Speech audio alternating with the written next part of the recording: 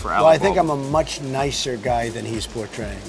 He's portraying somebody who's very mean and nasty, and I'm not mean and nasty. For just a period of like tweeting, like is he there, as they say, watching Fox and Friends in the morning? He's got like his triple order of bacon. He likes bacon. But I cannot wait to give it to that man for 4 years. Hey guys, I mean, who is excited for my inauguration day? Breaking news.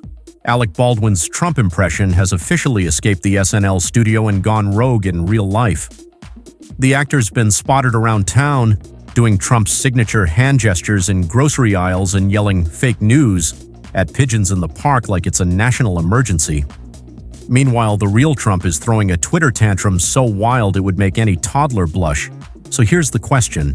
Is Baldwin's impression just too good, or has Trump officially become a parody of himself? Let's dive into this orange-tinted comedy meltdown. But before we go on, real quick, if you like this no-nonsense political roast, smash that like button and subscribe to the channel. Over 98% of you watch but don't subscribe. It costs nothing. Takes one click. Helps us keep roasting the powerful. Did you do it? Awesome. Thanks. Now back to the story. Alright folks, gather round for the legend of how Alec Baldwin became the Trump whisperer we never knew we needed. Picture it. 2016. Baldwin's chilling at home, probably rehearsing his best "You're fired" in front of the mirror when his phone rings. It's the SNL bosses with an offer crazier than Trump's hair in a hurricane. "Hey Alec, want to play Donald Trump?" Baldwin's first reaction? A big, fat, emphatic nope. It was like a scene from like a mental hospital. I'm getting the wind on me, and I'm sitting there the whole time going, China, China. And then I interviewed Alec, and Alec said he's playing you to make your dream come true, is what he said. Okay, well. What do you think of his portrayal? Well, thank you for coming. I'd like to start by answering the question that's on everyone's mind. Yes, this is real life. This is really happening. He'd rather eat a bowl of orange peels than impersonate the guy who thinks he's God's gift to Twitter. But SNL kept pushing, like Trump trying to force a handshake with a world leader. Baldwin sat there, scratching his head, thinking, do I really want to be the guy making fun of the dude with access to the nuclear codes? It was like choosing between a rock and a very orange hard place. After some back and forth that probably lasted longer than Trump's attention span, Baldwin finally caved. He figured it was just a one-time gig, like Trump's marriages. Oh, sweet summer child. So Baldwin shows up for his first rehearsal, and let me tell you, it was like watching a cat try to bark.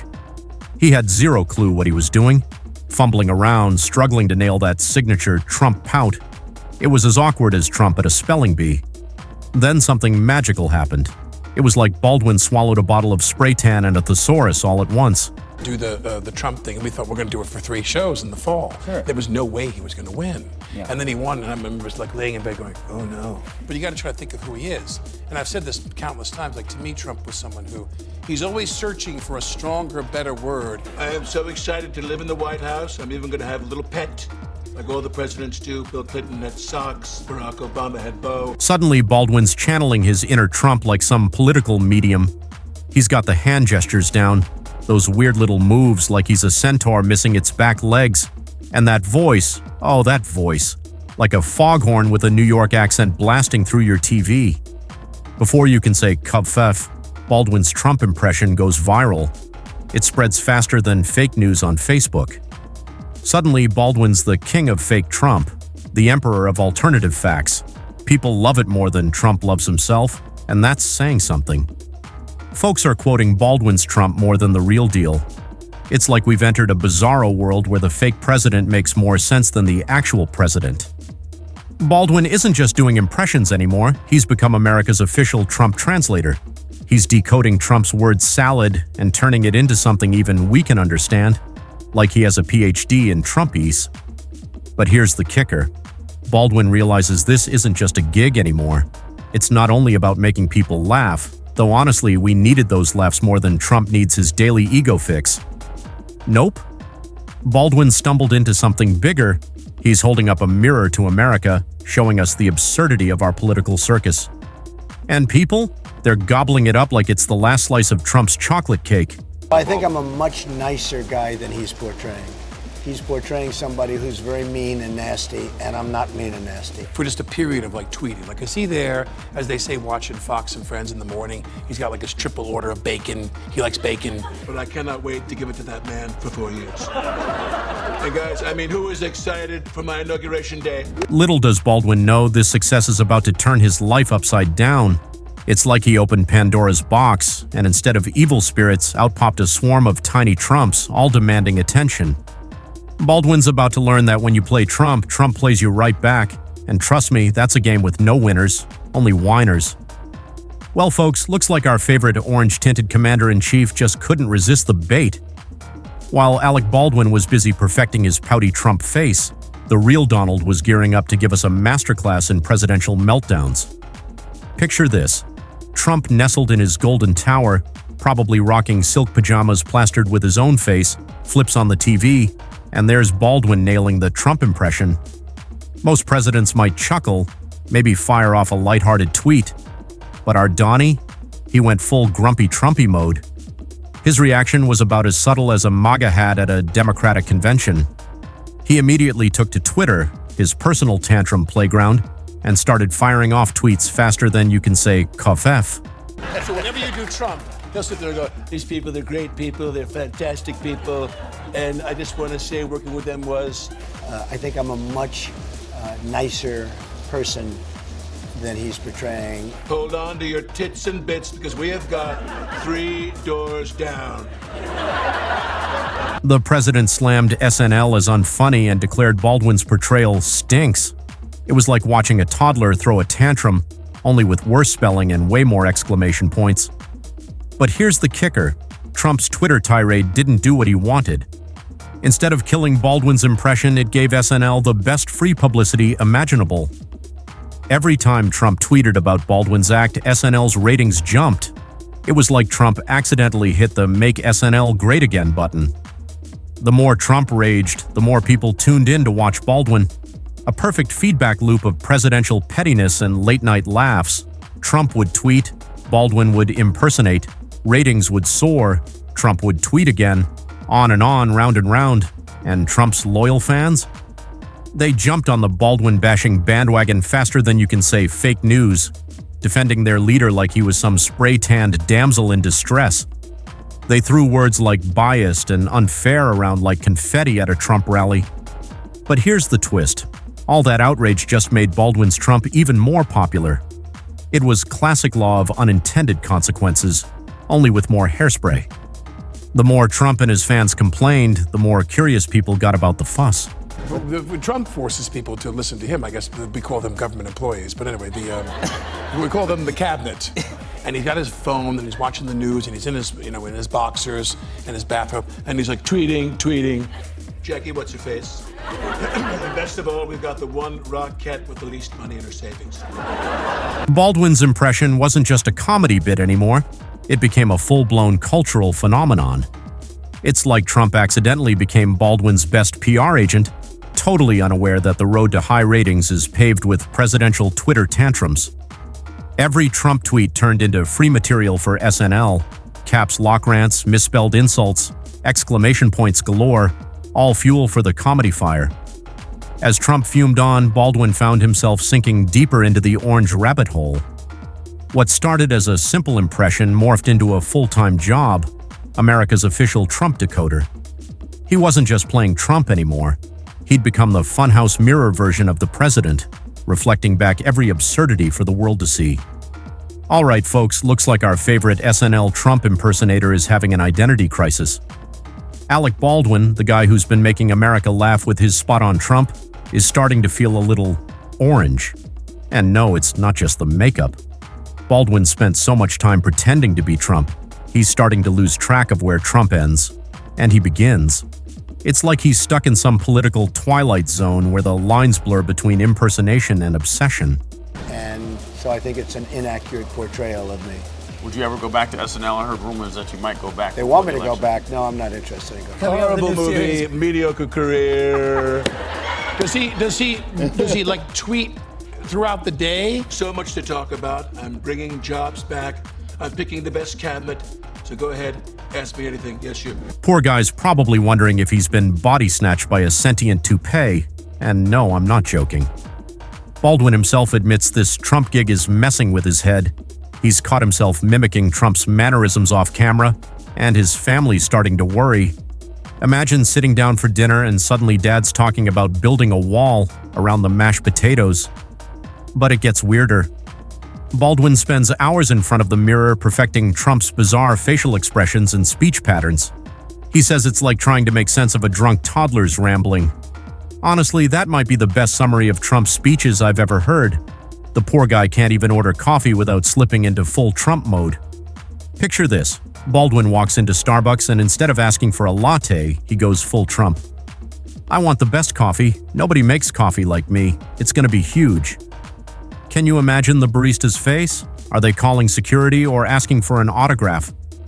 But here's where it gets really freaky.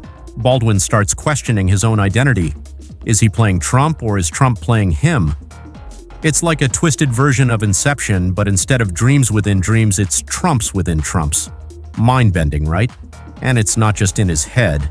Every outrageous Trump tweet, so basically every day, pulls Baldwin deeper into this endless loop of Trump tweets and Trump impressions. The guy can't catch a break. Now you're probably thinking, why doesn't he just quit? Well, it's not that simple. Baldwin's Trump impression blew up so big it's basically a full-time job. Every time Trump loses it on Twitter, which is basically every day, Baldwin's got to be ready to jump back in character. Diplomats, and they're talking about nuclear weapons. He's like, hold on a moment, please. Alec Baldwin, loser. Loser. Alec Baldwin has a new movie out. That was a good comeback. It's kind of surreal, though, you know, like the president of the United States. Because I said to somebody, does he have like alerts? What is really important, which is jobs, okay? Because I am going to bring back a thick stream of jobs back. People are turning to Baldwin like he's America's official Trump decoder ring, translating all the cuff F and cough F into something that actually makes sense. But all this Trumping, it's taking a toll. Baldwin's tried everything to shake the orange spell. Yoga, meditation, probably even smashing pumpkins to release that bottled-up orange energy. No luck. He's dreaming in tweets, waking up with urges to build walls around his bed, his reflections looking suspiciously orange. And wait, is that a comb-over starting to form? It's like Baldwin's stuck in some bizarre political version of The Mask, except instead of turning into Jim Carrey's green-faced goofball, he's morphing into an orange-faced, small-handed tweeting machine. Someone really should check if his mirror's whispering. Somebody stop me. Well, folks, it seems Alec Baldwin's Trump impression has taken on a life of its own. It's no longer just a funny sketch, it's a full-blown political phenomenon. Who would have thought that a guy with a bad wig and an orange spray tan could become America's go-to source for decoding the madness of the Trump presidency? Look, I can speak my mind, and I said, I think they're making me out to be a very mean, bad kind of a guy. Or is it like a big binge thing? Is Yeah, it like a I don't camel? know. Like it's like an oasis. He like drinks a big long drink in the morning and he goes on. The biggest, strongest, steadiest stream you've ever seen. This country will be literally showered with jobs. Baldwin's Trump impression jumped from late-night laughs to primetime politics faster than you can say "kavif." People aren't just chuckling anymore, they're turning to him for actual political insight. He's become America's unofficial Trump translator, decoding the madness of wild tweets and rambling speeches. Imagine tuning into a talk show expecting a movie plug, only to find Baldwin breaking down foreign policy as Trump. We've entered a bizarre world where reality TV stars become presidents and comedians become political pundits. Oh wait, that's just today's America. Baldwin's impression is so spot on people start seeing as Trump when they look at the real one. It's like he rewired our brains to expect the president to be more Baldwin. The line between satire and reality is blurrier than Trump's vision without his reading glasses. Baldwin even wrote a whole book as Trump, because apparently we didn't have enough Trump content. It's like he ghostwrites Trump's inner monologue. The book was a hit, proving people crave more Baldwin-style takes on the circus. But here's where it gets really weird. His impression became a political Rosetta Stone, helping folks process the madness. When Trump tweets bonkers stuff at 3 a.m., people don't wait for analysts. They wait for Baldwin in wig and spray tan to translate. It's like a game of orange telephone. Trump says it, Baldwin interprets it, and Baldwin's version spreads wider. Political satire, Inception, we're all trapped in it. But influence comes with a price. Baldwin's caught between comedy and political commentary, stuck in an identity crisis that'd make Dr. Jekyll and Mr. Hyde look stable. Is he an actor playing a role or a pundit by accident? Pressure mounts. Every outrageous Trump move, basically daily, drives people to Baldwin for the decode. He's become the nation's official Trump decoder ring, tasked with cracking the latest presidential puzzle. Baldwin's realizing it's no longer just comedy. He's shaping political discourse with a bad spray tan and a stolen scarecrow wig. It's a role he never asked for, but here he is, the accidental voice of reason in a mad world. How long can he keep it up? How many tweets can he translate? How many tantrums can he reenact before he loses it? It's a political Groundhog Day, reliving Trump's chaos over and over. Looks like Baldwin's Trump impression isn't just a gig, it's a headache. Who knew playing a walking, talking Cheeto could be so exhausting? At first, it was laughs and wig slaps, instant Trump. Now it's a political twilight zone, turning Baldwin orange-faced and small-handed. He admits it's messing with his life. Imagine waking every day unsure if you're Alec Baldwin or Donald Trump. The line between satire and reality is as fuzzy as Trump's eyesight. It's like Baldwin's trapped in a funhouse mirror, except instead of tall and skinny, he's short and orange. He's thought about quitting, but every new Trump tweet pulls him back in. It's a vicious cycle. Trump acts crazy, Baldwin mocks, Trump rages, repeat. He's the ping-pong ball in a presidential tantrum game. The stress is real. Baldwin's feeling the heat more than Trump's well-done steak. He's confessed to exhaustion, every tweet, every meltdown, every kafef moment. He's always ready to translate Trump for America's sake, but at what cost? It's not just the physical toll of transformation, it's the mental gymnastic trying to decode Trump's rambling. Baldwin describes it like making sense of a drunk toddler's babble, and honestly, that might insult drunk toddlers everywhere. As he nears his breaking point, one question lingers. Can Baldwin escape the orange prison he's built? Or is he doomed to replay Trump's madness forever, caught in a loop of "you're fired" and "make America great again"? Alec Baldwin's Trump impression wasn't just comedy, it's a political phenomenon.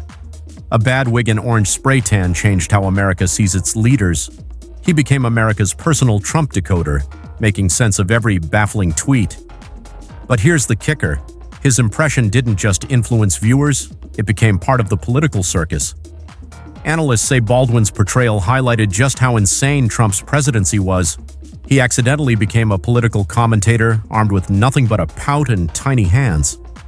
So next time a politician does something ridiculous, remember, somewhere, Alec Baldwin is practicing that pout, ready to make America laugh again. Who knew comedy could pack such a punch in the political ring?